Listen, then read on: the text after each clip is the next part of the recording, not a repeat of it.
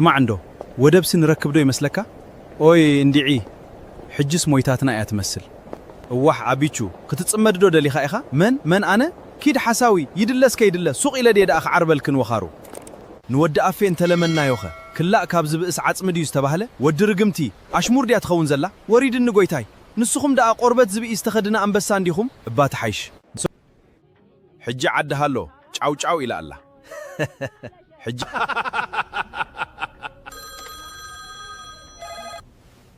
العلا طوالي مصاخو ننادون نفنقلن كا مسخا تمالአዮም ተረዲእካ ብጻይ ሻዕቢያ ንነገራት ካብቲ ዝኾነ ሰብ ዝርእዮ አጠማምታ ንላዕሊ ብዝተፈልየ ዓይኒ እዮም ዝርእይዎ ከመይ ማለት እንታይ እዩ አጓኒፉ ጥራይ ዘይኮነ ዘገድሶም ስለምንታይ አጓኒፉ መበገሲኡ መዕለቢኡ መን ብድሕሪታሎን ካልዕን ከይፈለጡ አይድቕሱን እዮም ጅግንነትን ፍቅሪ ሃገርን ከአሞ መወዳድርቲ የብሎምን አታ አነኮ ብዛዕቦኦም ንገረኒ እምበር አበካቶ ናቶም ኩንዶ ኢለካኤ ሓንሳብን ንሓዋሩን ዝድምሰሰሉ ሃዋሁ ክንፈጥር ኣለና ባህላኤ ብወገን አዲሃሎ ዝኾነ ግበረ መልሲ የለን እዚኦም ርጉማት እንዲዮም ከምዛ ዘይሰምዑ ሱቅ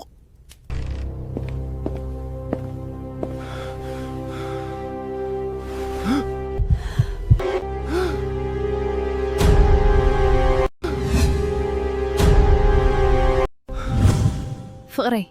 ደሓን ዲኻ ሕልሚ ድዩ ኣጆኻ እሞ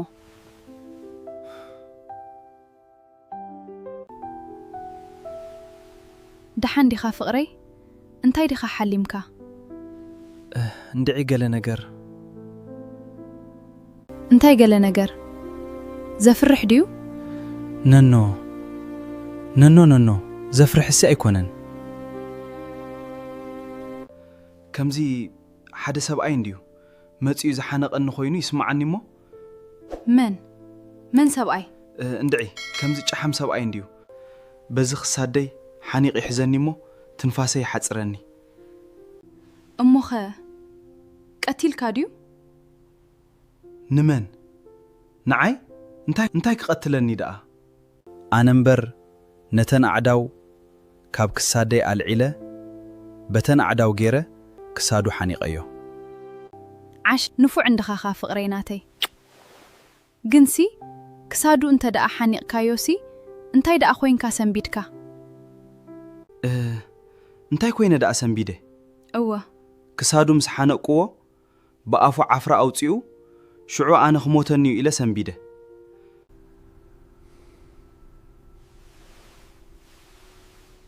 ኦ ፍቅረይ ጨሓም እዩ ኢልካዮ ምሽ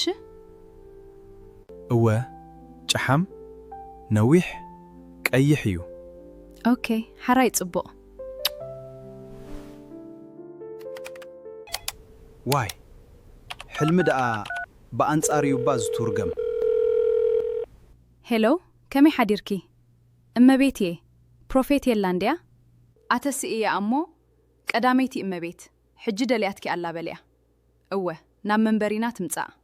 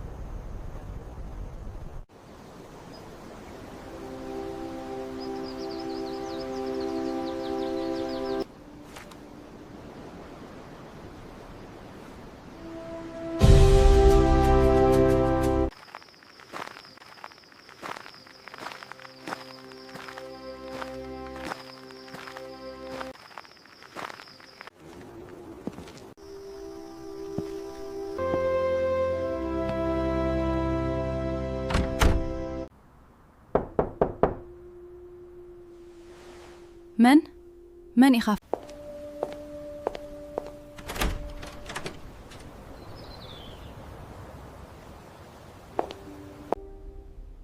اجري مخل حراي مبقر كمي توعلو مدبات ود بشاشة أب سلسته خفافيلنا خنرئو نخئل حدا صعق زيناوي زمته كلته دبلوماسياوي دفئتات مقبار سلسته وتحدراو عقمي محيال صعق زيناوي زمته خبلو خلو زتتأمزز تاريخ مدوب ناي حاسوت مسكرنت ناي وشتن وصاان غازيطኛታት بمعساب ኢትዮጵያ ወናኒት ባህሪን ወደብን ምንባራ ዝትርኽ ዛንታታት ፈጢርካ ምግጋይን ካልእን ንታሪኽን ገድልን ህዝቢ ኤርትራ እንዳ አቋሸሽካ ኢትዮጵያ ዝብል ሽም ጎሊሑ ክረአ ምግባርን ምድንጋርን ኣብ መወዳእታ ኸኣ ወተሃደራዊ ዓቕምኻ ንምዕባይ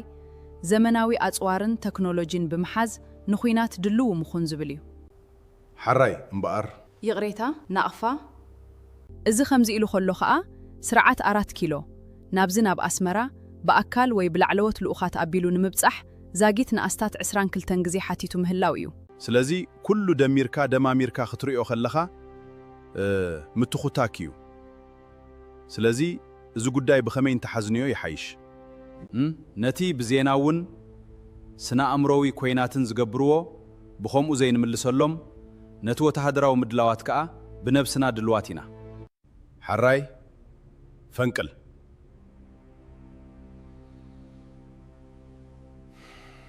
كل خنتاتو كم تسرعت درجي أب أقام وداقو زقبرو زنبريو زمسل انتو خونا ازي سنف زقن مسانا أب نطف كوينات سلزي أتوزولو سلزي نسو بزي سرح أرستات جهو حيزو مناوحي سلطانو خاب زقبرنا أنا عمر سلطانو حاتيرو سلام نركبولو أقات آمن في التربة هلايه سليا وحابريتانا خمزرقاقصو علامو نعنا طراي زيكونه نتግራይ نأمحرا نعفارن بحافشا نسميناويان زبل أجندا እዩ ስለዚ ነቲ ነገር ኣጽብብ ኣቢልና ኸይረአና ምስዞም ኣካላት በሓብር ምስራሕን እቲ ተጀሚሩ ዘሎ ናይ ጽምዶ ዛዕባ ዛዕብየሉ ሃዋህው ምፍጣርን ኣገዳሲ እዩ በሓላየ ናደው ወይ ኮማንዶ ገለ ትብልዎ እንተለኩም ዘይ ባሕርኻ ባሕረይ ምባል ምግሃስ ልዕላውነት እዩ مجهاس لإلاونت كأ نطوف وي أكتيف كوينات مأواجيو سلازي نتناي قدم حجي عقلنا مقبار بحرنا قديفنا نزي سرعات انتن دمسسو نعون بدحريو نزمصون صبق موكس مخونه بحلايه حراي بلو دحان من البات زي قداي زيادة مصنعتن مبححالن كدليو يو زمسله اتبوغن 4 كيلو زقبر زلو ጉጉይ መረዳእታ ናይ ምፍጣር ጎስጓሳት በዚ ተበጊሱ ዘሎ ናይ ጽምዶ ስርሓት ግቡእ መልስ እንዳተዋህቦ ይኺድ እቲ ንወተሃደራዊ ምድላዋቱ ዝምለከት ብዙሕ ዘሰክፈና ኣይኮነን ንሕና ኩሉ ግዜ ድልዋት ኢና ነዚ ብተደጋጋሚ ዝጓርቶ ዘሎ ወተሃደራዊ ቴክኖሎጂ ከዓ ካበይ እዩ ዝመጽእ ዘሎ ንምንታይ ዕላማ እንታይ ከጌና ይስዕበሎ ንሕና ከንዕኡ ዝኸውን እንታይ ምድላዋት ኣለናን ካልእን ብዝግባእ ንሰርሓሉ ዘለና እዩ ስለዚ ጸገም የለን ስለያዊን ወተሃደራዊን ዓቕምና كل جزء نقحن أبصرحن كهلو لو نتن دبلوماسي زملكت كأ أقدمنا مس مشارختنا زخون هجرات جمرنا يسرح سلزولو أجميلن أنتتي أقدمنا زي إندمسوز تبهله ويعيلو حديرو زي ترف سلزخونه زهوخ قداي كونن بزح زسكفيلن كم يالخي بروفيت دحاني أما بيتي كم يالكم نسخم إتكهبني جيتاي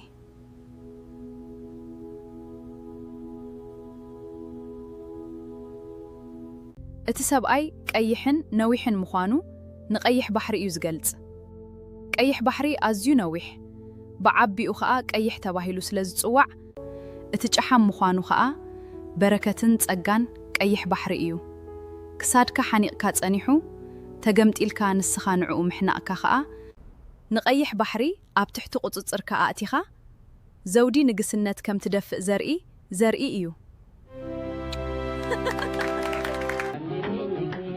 هوابو يا مقالة شكديا